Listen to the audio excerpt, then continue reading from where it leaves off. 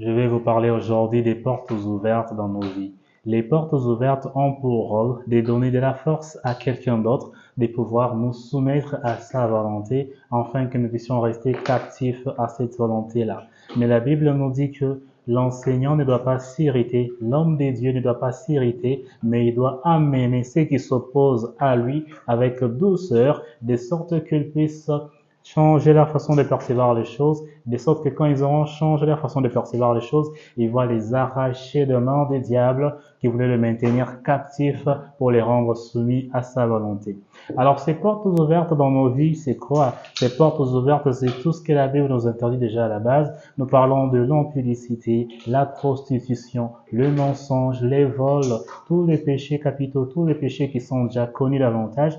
Ce sont ça qui offre des portes à des petits éléments de faire produire des actions dans nos vies. Il y a aussi les portes qui sont de l'irritation. La Bible dit, ne t'irrite pas contre ton frère et ne t'irrite pas jusqu'au soir. Si tu es irrité, que ta colère ne dorme pas avec toi jusque dans la nuit. Mais pour nous, la plupart du temps, les diables sait comment nous utiliser. Il nous cadre sur une ligne dans laquelle il nous met dans des conditions qui font en sorte que nous puissions nous mettre en colère, que nous puissions dire un mensonge ou que nous puissions commettre tel ou tel autre péché. Job, vous pouvez dire, je fais en sorte que mes yeux ne puissent pas fixer une vierge. C'est parce qu'il s'est préservé de sorte à ne pas tomber dans les péchés. Il lavait ses enfants tous les soirs.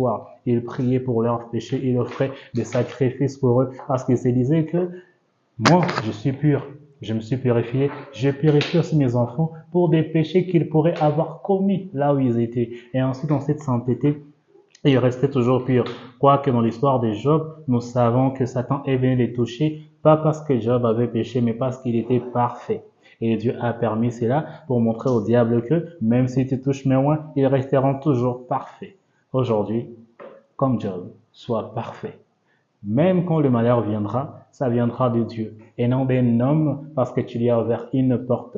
Alors les forces spirituelles continuent à interagir autour de nous. Et nous, notre seule façon de vaincre toute autre forme d'autorité, c'est de porter les armures de l'esprit, comme nous le dit les livres des Éphésiens, le chapitre 6. Il nous dit, prenez à la tête le casque du salut, prenez sur la poitrine la cuirasse de la justice, prenez à vos rangs la ceinture de la vérité, prenez dans votre main droite la lance, l'épée de l'esprit, qui est la parole de Dieu. Chaque fois que vous prononcez la parole de Dieu, vous vous battez contre vos ennemis. Prenez dans votre main gauche les boucliers de la foi, contre lesquels viendront s'éteindre tous les traits enflammés du diable. Par-dessus tout, portez à vos pieds les chaussures de l'évangile de la paix.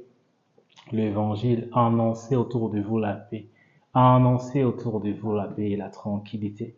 Et ainsi, vous serez appelés les fils de votre Père très haut. Ça, c'était les armures pour vous préserver contre les forces du mal. Mais vous voulez encore y aller davantage? Faites en sorte que votre vie soit sans péché. Job pouvait dire, dans le livre de Job, il est dit qu'il n'y a aucun homme qui pêche sur la terre. Mais rassurez-vous, dans le Nouveau Testament, Jean nous dit que celui qui vient à Christ ne pêche plus, mais il continue lui-même à se purifier continuellement. Et aussi le livre des Hébreux nous dit, si tu as connu la vérité et que tu pêches quand même, il n'y a pas de pardon de péché pour toi. Alors tu es à Christ, vis comme Jésus a vécu et ne pêche plus. Ne dites plus comme Paul, ce que je vais faire, je ne le fais pas. C'était une expression qu'il est en train de montrer. Alors, le Saint-Esprit est en vous pour vous accompagner à faire ce que vous devez faire. Et le livre de Jacques nous dit que celui qui connaît ce qui est bien à faire et ne le fait pas commet un péché. Et il nous dit que personne, quand il est accablé par le mal, ne dise que c'est Dieu qui me tente, parce que Dieu ne peut être tenté par le mal, mais c'est plutôt par vos désirs. Quand les désirs agrandissent, il fait naître les péchés. Et quand le péché est consommé, alors il apporte la mort, la destruction dans vos vies. Mes frères et sœurs, vivez sans péché. Le livre de Jacques nous dit encore, si tu vois ton frère qui pêche et que tu le ramènes de son péché, tu auras sauvé son âme. Aujourd'hui, je ne vous vois pas de mes yeux, mais vous voyez certains autour de vous et vous avez la capacité d'annoncer cette parole pour leur dire, mon frère, ma sœur, Arrête de faire du mal pour que tu puisses mieux vivre. Les règles sont universelles et ne sont pas chrétiennes ni musulmanes comme dans votre communauté, mais les règles sont universelles pour que vous les appliquiez et que vous puissiez vivre une vie meilleure et merveilleuse. Cela vous amènera dans l'exaucement. Si vous voulez voir tout s'accomplir en bien autour de vous, alors restez sans péché. C'est votre façon aussi de rendre un culte agréable à Dieu et que cela devienne intentionnel. Créez autour de vous des mécanismes qui feront en sorte que vous ne puissiez tomber dans aucun piège, des portes ouvertes. Parce que les portes qui vont s'ouvrir devant vous cette fois-là seront les portes des opportunités, les portes de bienfaits, les portes des connectivités et vous aurez fermé la barrière aux forces négatives qui voulaient venir sur vous. Voilà ce qui est arrivé à Job. On a multiplié fois 2 ce qu'il avait. Alors que la voie de la sainteté soit le chemin que vous allez suivre.